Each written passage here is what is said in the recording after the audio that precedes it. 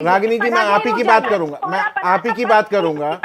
रागिनी जी, जैसे आपको मालूम होगा, अगर आपको हिस्ट्री का ज्ञान है, Kashmiri Hindu is the indigenous Kashmiri in the land of Kashmir, जिनकी 5000 से ज्यादा वर्षों तक का डॉक्यूमेंटेड हिस्ट्री है। कश्मीरी हिंदू एक ऐसा समाज है जिसने मुसलमान, हिंदू, क्रिश्चियन, सिख, इसके हर एक को एक ही नजर से देखा है।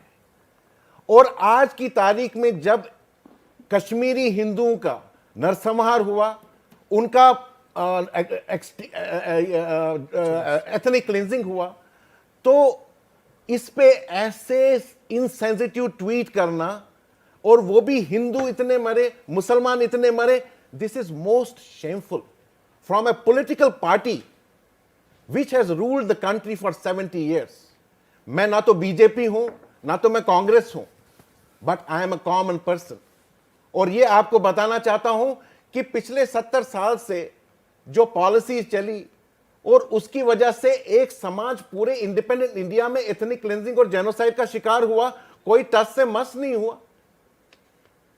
कश्मीरी हिंदूज हमेशा universal brotherhood, compassion, benevolence, caring and sharing और परस्यूट ऑफ नॉलेज पे काम किया।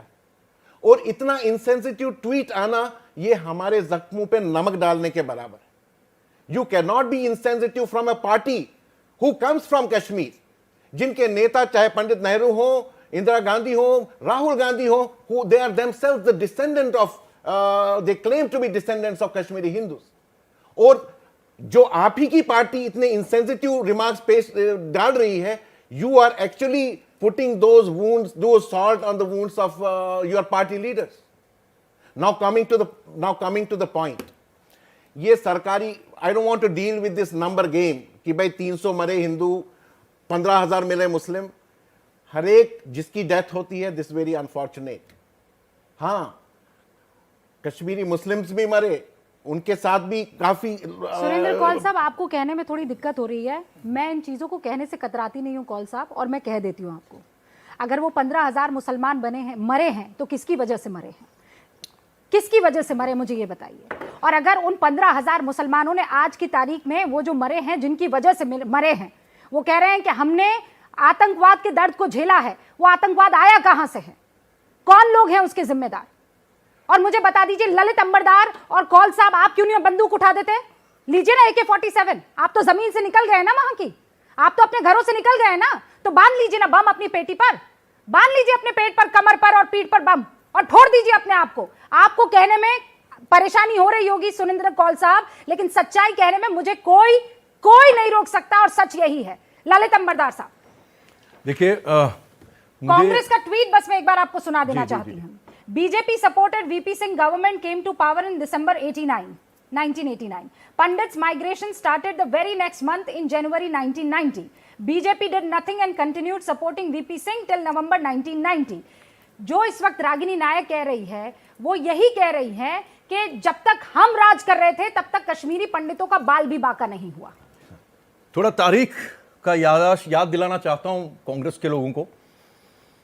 दुनिया में सबसे अधिक जानने वाले हिंदुस्तानियों में एक नाम, जवाहरलाल नेहरू। पूरी दुनिया में सबसे प्रचलित कश्मीरी पंडित नाम, पंडित जवाहरलाल नेहरू। क्या किया उन्होंने? जिन्ना की 2 नेशन थ्योरी का एक्सेप्ट किया, तभी तो पार्टीशन हुआ।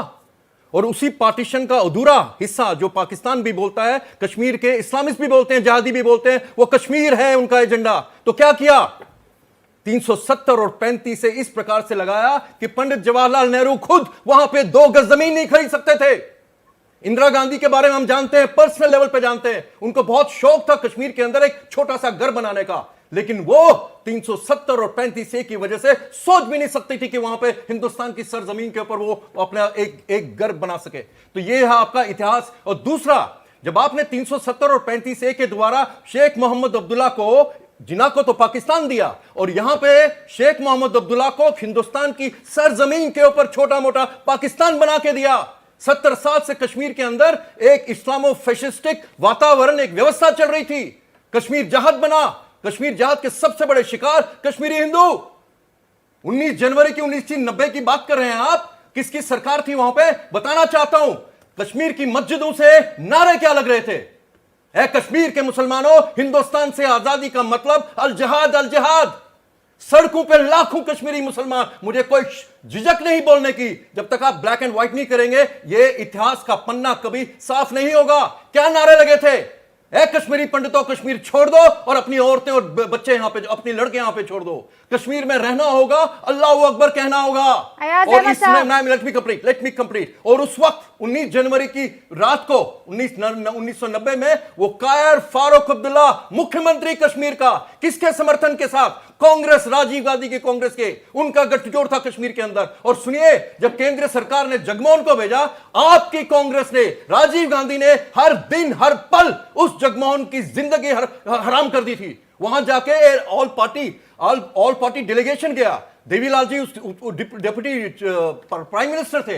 राजीव गांधी जहां ठहरे हुए थे, बताना चाहता हूं आपको, जिस होटल में ठहरे हुए थे, वो होटल में बाहर झील के अंदर हिजबुल मुजाहिदीन की नेवी नारे लगा रही थी, हमें क्या चाहिए? आजादी। और उसके बावजूद राजीव गांधी प्रोटोकॉल कह रहे हैं गवर्नर को, तुमने जगमोहन को इतना जलील किया कि तुमने देवीलाल को वो कुर्सी नहीं दी कॉन्फ्रेंस रूम में जो उनको जायज थी। तो ये इतिहास। और एक और जो मुसलमानों की बात कर रहे हैं, कौन मुसलमान मारा गया वहां पे? जो लेफ्टिनेंट फयाज मेरा आइकन है, लेफ्टिनेंट फयाज मैं उसमें मेरा आइकन है, लेकिन जो मुसलमान के हाथों मारा गया, जो जाहिल, जो जहादी मौलवी फारूक का बाप अब्दुल गनी लोन, और वो जो जितने भी जो सेपरेटिस्ट थे, उनको अपने लोगों ने मारा। वो शहीदों के नाम पे नहीं आएंगे। और जो मुसलमान हिंदुस्तान के नाम पे मरा, उनको सलाम। और नहीं मैम, हिंदुओं का नरसंहार इसलिए हुआ क्योंकि हम लोग हिंदू थे और पूरे कश्मीर के अंदर भारतीयता और तिरंगा के प्रतीक थे। एब्सोल्युटली। लेकिन अब वो तिरंगा लहरा रहा है।